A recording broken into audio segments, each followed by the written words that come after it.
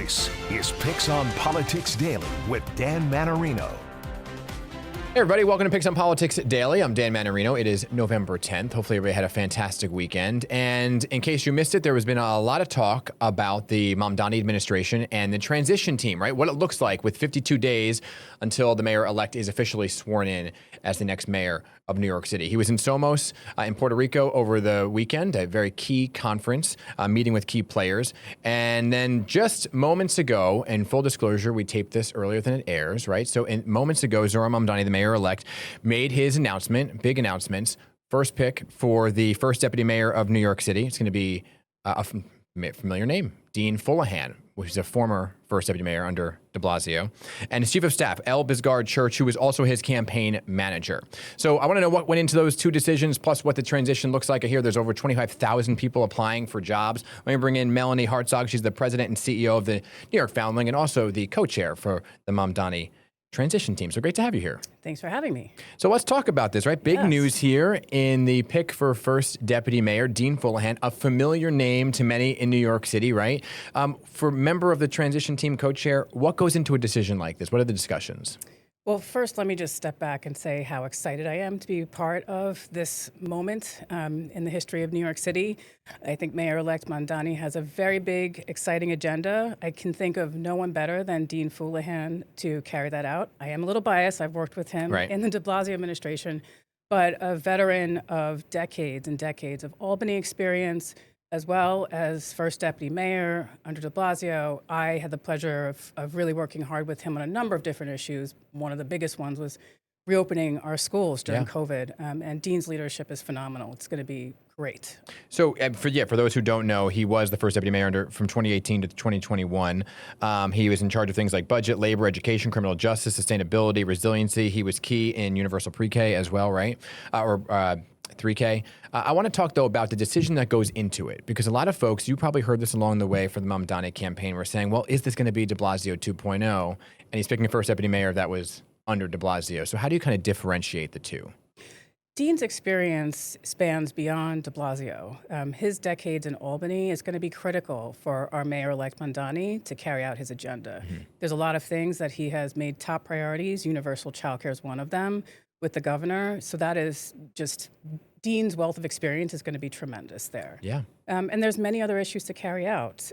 The mayor-elect is very, very big on minimum wage increases to $30 an hour. That's something that I very much support as part of a campaign I'm leading with a number of organizations statewide to bring up the minimum pay bump for those in the human services sector, frontline staff doing the hard work every day who are making poverty wages. And I think the mayor-elect's agenda is aligned with what we're doing across the state. Yeah. I also want to talk about the pick for the chief of staff, L. Bisgard Church. She's a former campaign manager now, obviously going to be the chief of staff. I want to, City and State wrote an article about her, and I just want to read a quote from her. They said she's a 34-year-old woman that never heard of a 34-year-old woman they had never heard of who masterminded what even Mamdani's haters acknowledged was the best run mayoral campaign in recent history. I mean, she ran a campaign like nobody else. People are going to be talking about this campaign and study it for years to come.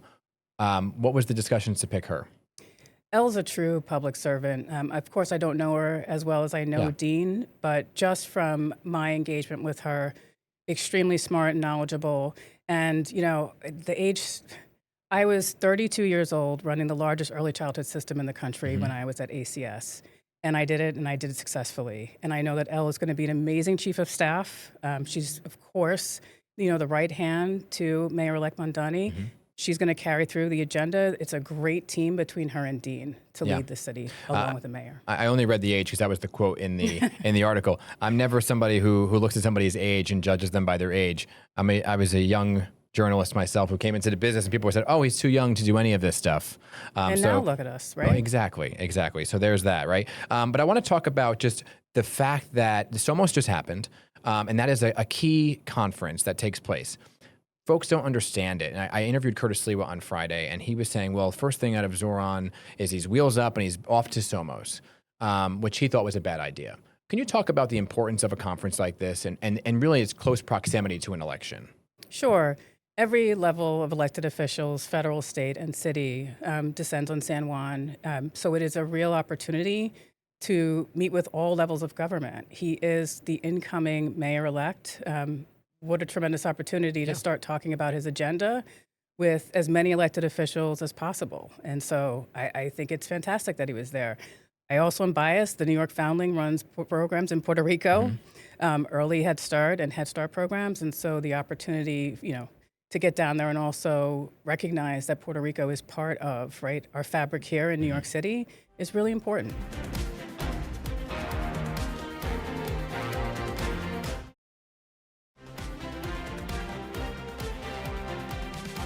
There was a lot of discussion of what came out of Somos as well. And so as a member of the transition team, it's a bit of a tougher question. And I spoke to Grace Bonilla this morning, also a member of the transition team, and I said to her, the governor already kind of threw some cold water at Somos. She said, what to chance of tax the rich? I hear you, but the more you chant it, the less likely I'm going to do it. And she's not really in favor of free buses. So how do you see the governor as a partner moving forward? The governor and Mayor-elect Mamdani have made it clear that they both support and want to have universal child care, among many other things. And we all know this. You and I have been around for some time. Yeah. Change takes time, and things take time to implement. We're universal pre-K, 3K is one of them. And so, if it were easy, it would have been done already. And so it's going to take time and hard work. And I know that both the governor and Mayor-elect Mamdani are very committed. Yeah, and I think the mayor-elect himself, when he talks about some of these programs, he's saying, well, it's not necessarily going to happen on day one, but at the end of a mayoralty, hopefully those things could have come to fruition because Rome wasn't built in a day and things take some time. With that being said, you need some workers. And so there was a portal that was, to put out there to have people work in the administration, 25,000 plus applications. How do you go through them all? This is so exciting. Can we just take a moment to acknowledge how exciting that is? Is the number higher? I'm sure it's higher the minute and every minute that goes by. But it's just so refreshing to see so many people interested in government. And, whether it's the top jobs, whether it's community organizing, working in various city agencies, being a veteran of 2 administrations, I'm just so thrilled to see so much energy and excitement about coming into government. And we're going to need as many people as possible to carry out the mayor's agenda. And so, we're rapidly going through things at a fast clip. It's reminding me of my old days in my old job. But it's really exciting. And I really encourage people to please apply. Yeah, I actually didn't say that off the top. Former Deputy Mayor for Health and Human Services, right, under Eric Adams, Director of Mayor's Bill de Blasio, excuse me, and also the Director of Mayor's Office of Management and Budget. That's right. As well. So you have this experience, right? Why did you decide to join the transition team? It's an amazing moment. And how do you say no to that, to be part of the history that's going to happen with Mayor-elect Mamdani? His agenda around affordability really resonates with me in my current role at the New York Foundling. But again, with the work that we're doing statewide around our bringing up minimum pay for the human services sector, I think it's from universal childcare to housing agenda, all of these things, it matters a lot, right? And I think I see it every day in my work, serving 30,000 people across the 5 boroughs and, Puerto Rico. It's time for a change. And it's 52 days until he is sworn in, right? Yes. So and there's holidays in between. So it's a bit of a rat race to get everything done before that. What are you looking at in the discussions around other key appointments? I'm not going to ask you who you're looking at, but what are the discussions that are going around, like who would be a school's chancellor, which I know is a much talked about topic at Somos? I think that the bottom line, we want people who are energetic, who are really about breaking down silos in government and not just accepting the bureaucracy of it. To your point, we have very little time, and I know we say 4 years, but having done this a couple times, 4 years goes by really fast. And so top of mind is looking for people who really want to move quickly and get things done, and who aren't afraid of hard work. Including working on holidays. Right, of course. Well, that's, comes with the job. But for the folks, and I alluded to this earlier, that are saying it's going to be de Blasio 2.0, you heard it along the campaign trail, and now you're going to hear it again with some of these appointments, right? What do you say to that? I say that it's a new mayor, a new agenda, a new commitment, a new energy about the city. And, I'm very excited to carry out his agenda. And so I don't see it as a de Blasio 2.0. He's a different leader. Now, for you personally, put you on the spot. Do you want a job in the administration?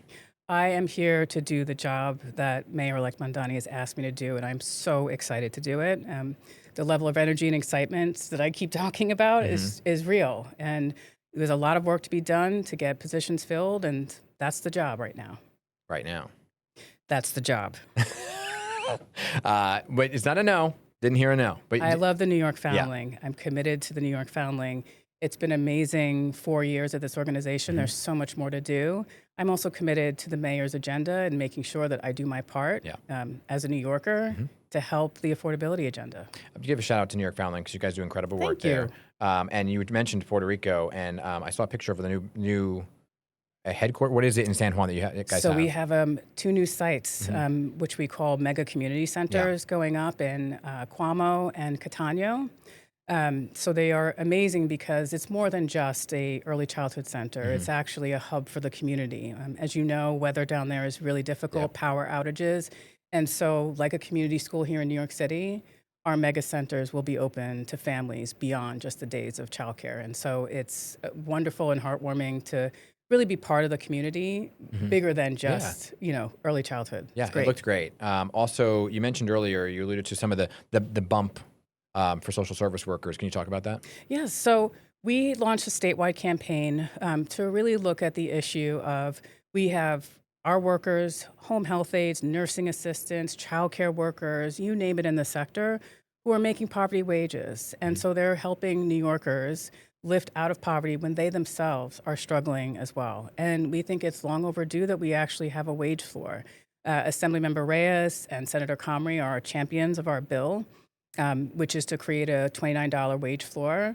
And we just released a report today with CUNY that really shows the benefits of this. That it's beyond simply raising wages, that there's economic benefits in communities, upwards of $20 billion, right? Yeah. People, when they raise their wages, they go and they shop in their local bodegas and their grocery stores and small businesses. And so it really is about giving back in community and really supporting the people who do this great work every day to take care of the most vulnerable New Yorkers. Does it have to go to a vote?